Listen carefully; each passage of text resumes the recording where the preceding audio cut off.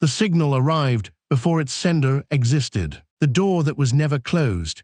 Terminal C's Anomaly starts in the cold archive vault, not in a legend. Archivist Vey is doing a job that should be boring. Then the cracked obsidian relic makes the first normal sentence impossible. At the cold archive vault, routine still exists. The first procedure is boring. Photograph the relic, weigh it, stamp the file, close the drawer. Archivist Vey keeps the cracked obsidian relic near the worklight, while archive file A17 waits under one clipped corner. Archivist Vey keeps one hand on one nearby tag, because people trust routine longer than they should. Cold blue light sits on the glass and makes the dust look metallic. From there, Archivist Vey wants to keep the file inside normal chronology. The intake clerk asks to call the board, and Vey tells him the line is dead before checking it. For a few seconds, the practical answer still has a chance. Someone checks the latch, the clock, or the catalog number, and that ordinary check comes back wrong. The argument becomes physical. Vey locks the pressure door with one hand on the red lever. The clerk once, too loudly, then stops when the file prints tomorrow's date. The first useful change is not a theory. The drawer opens an inch after the lock engages. The intake clerk closes one record and keeps one hand over the page. Writing it down would make it harder to undo. By contrast, Archivist Vey makes the kind of choice people defend later. Vey files the relic as recovered instead of received. The clerk pays first. The archive loses tomorrow's measurements before anyone records today's. The clerk holds one hand against the table. The result is already in the room. Under pressure, the clerk tries to make the moment sound procedural. It does not work. The obsidian piece does not move. The room around it changes because the file is not older than the archive. It is waiting for the archive to catch up. The old label stays on one record, and Archivist Vey has to carry it anyway. Past midnight, the clerk now has to live inside the Rasu LT. Nobody gets a speech. They get the drawer, opens an inch after the lock engages. The intake witness tries the ordinary fix first.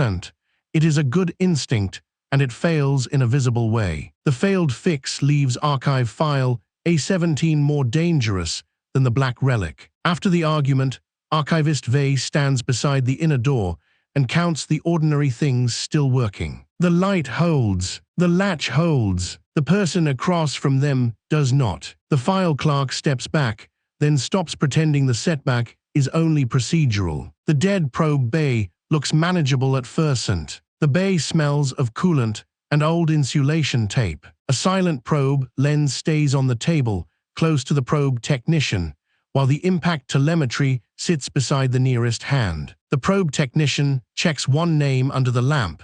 The ordinary motion gives everyone one more second. Green diagnostic light pulses across a lens that should be dark. The technician wants to cut the feed before the board can classify it. The technician refuses Vey's order to replay the signal because the lens is reflecting a room behind them. No one panics yet. That would make the problem official. He pulls the data cable out hard enough to bend the pins. The night archivist keeps saying it is a mirror problem until she sees herself missing from the reflection. The room answers with a practical change. The mission wall redraws one route without asking permission. Vey slides one page flat and keeps two fingers on it. The probe tech chooses the practical lie. He keeps the damaged copy in his coat. The cost reaches the night archivist before the report can soften it. The probe bay erases the safest route from the mission wall. The archivist grips one rail. The result is already where everyone can see it. Vey reaches for the safest label. A silent probe lens keeps its place, but the old explanation fails. The lens has photographed the ruin from inside the archive. The old word stays on the page, and the feed technician has to walk it forward. The technician tries to undo the harm by returning to ordinary procedure. The procedure refuses to help. The impact telemetry records the cost anyway. The probe bay erases the safest route from the mission wall. The probe tech has a reason to hide the next detail. That is the human part. The choice is not madness, it is pressure. Then the mission wall redraws one route without asking permission, and the pressure becomes public. The night clerk asks for water and nobody answers quickly enough. That pause matters more than another explanation. The feed technician carries the cup over by hand, sets it down, and watches the room make the kindness feel late. The first minute inside the quarantine room is almost dull. The room has 2 chairs, 1 camera, and a checklist taped beside the hatch. The quarantine officer leaves a silver calibration needle where everyone can see it, and the quarantine order stays visible on the table. The quarantine officer sets 1 page beside the light, and nobody moves it. The hatch wheel is warm where nobody touched it. The officer wants 1 clean reason to let the staff leave. The officer argues with the board for 3 minutes while the needle points through the sealed wall. Everyone gives the ordinary explanation 1 last second. She puts the needle under a glass cup and weighs the cup down with her badge. Vey does not shout. That makes the officer feel worse. After that, the record has a new shape. The camera records an empty chair breathing. The classification board folds 1 sheet and traps it under 1 palm. The lock officer takes the option that can still be explained to a board. She seals the room with Vey still inside. That decision hurts Vey first, and the quarantine order seals a room no one has entered yet. Vey sets 1 cup down without drinking. The result has reached them first. The classification board tries to shrink the damage into paperwork. Nobody has to decorate the moment. A silver calibration needle now means this.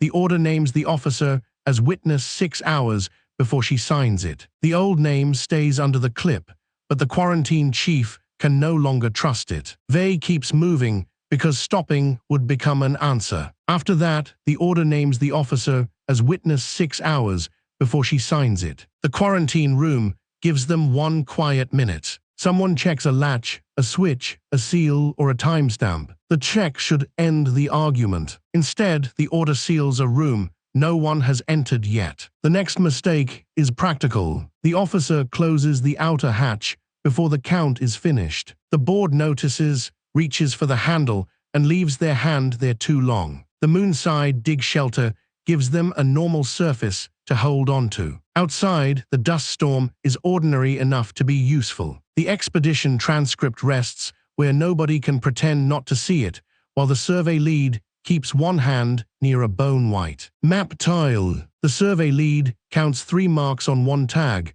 then stops trusting the count. Dust ticks against the shelter like fingernails on paper. The survey chief wants the find treated as a field error. The field lead orders the courier to bury the tile, and the courier refuses because her name is already scratched into it. The quiet does not feel supernatural. It feels administrative. The courier wraps the tile in her scarf and walks it back through the storm. Her voice on the transcript is steady until the tile repeats her mother's house number. The proof stops being decorative when the transcript adds 1 sentence in the courier's handwriting. The sample courier presses 1 hand over the line nobody wants read aloud. The dig lead picks the answer that protects procedure first.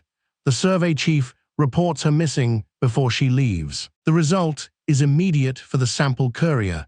The expedition becomes a reply to a file already waiting. The courier puts 1 palm on the glass. The result is already behind it. The field courier says the official sentence first. The evidence is plain enough to hurt. The ruin is not sending a message to Earth. It is answering the archive. The category sits on the paper, while the field lead carries the cost past it. When they leave the moonside dig shelter, the route forward is narrower. The expedition transcript is still visible, a bone-white map tile is still closed, and the messenger has paid first.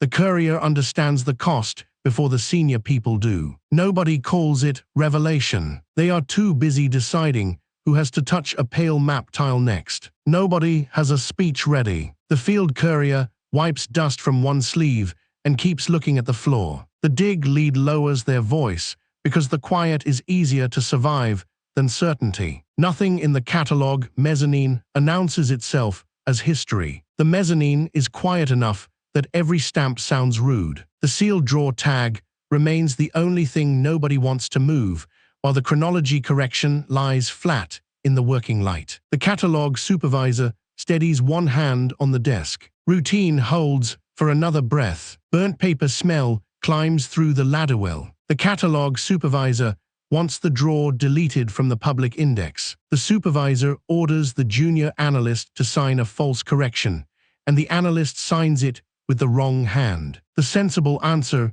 is still alive barely. The supervisor burns the duplicate card in an ash tray. The analyst, an apology to the card after it is already ash. What matters is the change left behind. The drawer tag appears on a shelf that had no drawer. The junior analyst moves one chair back and keeps the page in reach. The supervisor does not mean to hurt anyone. The analyst sends the coordinate to the recovery crew anyway. By the time anyone argues motive, the analyst is already carrying the cost. The catalog board loses authority over its own numbering system. The junior clerk watches one light change. The result no longer needs permission. The catalog clerk tries to keep the problem inside the form. The sealed drawer tag becomes harder to touch after that because the archive is no longer preserving the event. It is scheduling it. Across the margin, the old label stays under the catalog supervisor's hand until the hand moves first. The detail is small enough to miss until someone tries to leave. Then the drawer tag appears on a shelf that had no drawer. The chronology correction changes the room's behavior, not just the theory. Nearer the source, the catalog chief moves from the doorway to the table, and the analyst moves back. That small movement tells the truth before anyone says it. For a while, the work becomes ugly and small. Someone labels a bag. Someone checks a switch. The mezzanine supervisor presses a thumb against the table edge until the skin goes pale. The final index room starts with work, not revelation. The last room has no relic display, only cabinets and a desk lamp with a bad switch. Behind that, Archivist Vey works around the cold brass drawer pull because the final access stamp remains close enough to read. Quietly, Archivist Vey keeps one thumb on the form until the paper bends. The lamp clicks off, then the drawer glows from within. Archivist Vey wants to close the file before the archive becomes part of it. The board witness refuses to stamp the closure after seeing tomorrow's dust on his sleeve. Nobody wants to be first to name the wrongness. Vey pulls the drawer open with both hands. The witness backs into a cabinet and apologizes to nobody. The event becomes usable evidence when the second file is already dated tomorrow. The board witness pins one corner down until the paper stops shaking. Archivist Vey makes one useful mistake. Vey reads the coordinate aloud. What follows is not symbolic for the archivist. The final coordinate turns the archive from witness into destination. The board clerk keeps both feet still. The result moves anyway. The last witness wants the report to sound calmer than the room. The category breaks quietly around the cold brass drawer pull. The archive was not chosen because it found the relic. It found the relic because it had already answered. The old word remains on the form, and Archivist Vey has to sign around it. A decision is not bigger. It is meaner. Archivist Vey can protect the report or protect the archivist, and the room has already made both choices expensive. The board clerk reaches for the drawer pull as if it is only evidence. It is heavier than the story anyone wants to tell. By the time the second file is already dated tomorrow, the old version of events is no longer usable. The last witness tries to leave with the first acceptable version. Archivist Vey blocks the doorway, not dramatically, just enough to make the lie wait in the room with them. The clerk asks for one more check because fear sounds better in procedural language. Archivist Vey allows it. The result is worse because the file is not older than the archive. It is waiting for the archive to catch up. A younger clerk drops a pen and apologizes as if that is the problem. The clerk kneels to pick it up, then stays there because standing would make a decision real. Another object will not change anyone. Consequence will. The probe bay erases the safest route from the mission wall. The file clerk reacts first, and that reaction changes what everyone else is allowed to deny. The lock officer holds the table edge while the classification desk reads the line again. Nobody is enlightened by it. They just understand who has to stay in the quarantine room when the door closes. After the argument, the quarantine chief stands beside the inner door and counts the ordinary things still working. The review board steps back, then stops pretending the setback is only procedural. The messenger steps away from a map tile and still cannot leave it behind. The survey chief places the expedition transcript under the lamp,